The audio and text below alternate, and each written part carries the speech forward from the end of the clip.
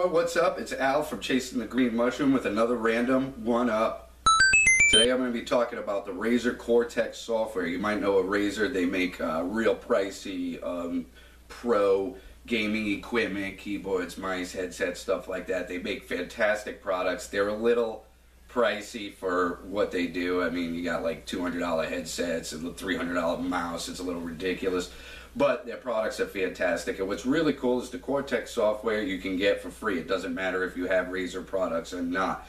And within the Cortex software, you can do all kinds of cool stuff like record videos, take screenshots, share with your buddies, stream. It has a thing to save your games automatically to your Google Drive or your Dropbox, so your save games are available wherever you have that, which I think is an awesome feature.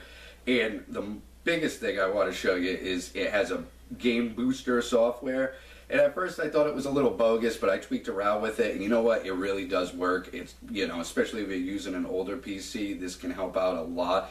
And what it does is once you get it all set up, it'll shut down all these running processes you can pick at different programs that you may have running but you don't need running when you're playing a game, and that frees up all kinds of RAM and CPU power for your game, man. And I put it to the test and watched the frame rate and everything, and it works. So we're gonna bomb into the computer. I'm gonna show you a basic setup. I'm putting it on this computer for the first time, so it'll be perfect. I can show you some of the stuff I like to turn off, and if you like it, go get it. It's free. I think it's software worth having, and I think as it grows, it's gonna become a staple on every gaming PC. Alright everyone, I've installed the program. Here's the icon right here. Let's give it a double click, load it up, and check it out real quick. And what it'll do, you got to make a Razer account. It'll scan for all the installed games you have, and if it doesn't find them, you can click this button here and browse for it. First thing you want to do is come up here and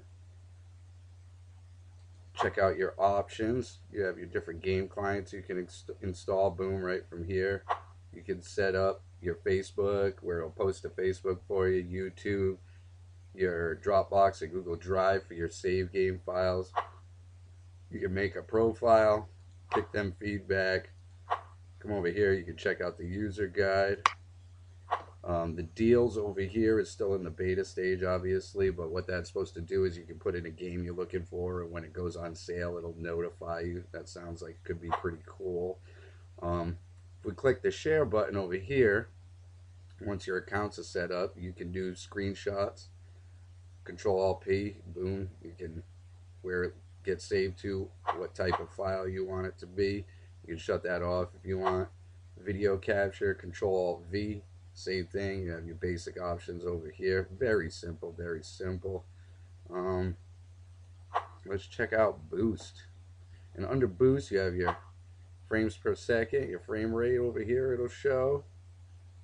There's your sync save games. That's still in beta, but they're working on that. You can defrag just your game files, which is a good option to have if you're not using an SSD. You can do that, and it'll help speed you up a little bit. Tweak options, and these are already set up for you when you go in, but you can check them out and play around with those. Diagnose, it'll generate a report and test out your equipment. And the boost, and let's take a look at the boost. You can have it on automatic boost, or you can boost from this page, and automatic is when you load the game up from the main page. It'll load up the boost, and then when you quit the game, it'll turn it back on. And what you have here is, you can look through, you have things that you can check off and shut down. If you're playing a game, you're not using a lot of this. You're not using your print spooler. I mean, you can look over here and look at the services. You know, you have your themes. Who cares what the Windows looks like when you're playing a full screen game? You know, you have your print spooler. You can shut that off. You're obviously not printing things.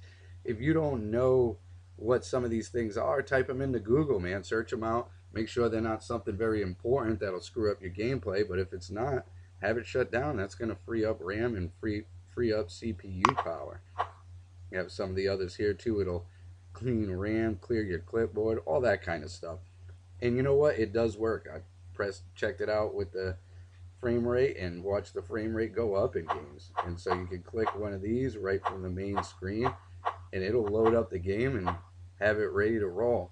And just for kicks, I can show you over here. If you click on it, you can boost from here, you can open it, or you can load your games up here, save a lot of icon space, and get some desktop space back. So there you have it, man. The only thing I can tell you too is that if your game, some games like Bioshock for some reason was acting wonky and crashing on me all the time, and I had to run it outside the Razer software without the game booster, and it ran fine.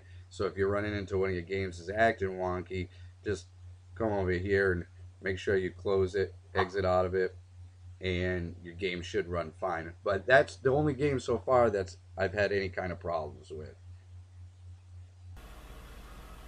Alright, so there you have it. It's the Razer Cortex software. I'll provide a link that you can go download it and check it out. It's free. So go get it. There's nothing stopping you. Start playing around with it. I think you're gonna see more and more people using this software. It's gonna be one of those things that you must have on your PC. Hope you like your random one up. Subscribe, follow, like, at Green Mushroom #4 letter U on Twitter, Tweedledee, tweet it, follow the Twitter feed, and until next time.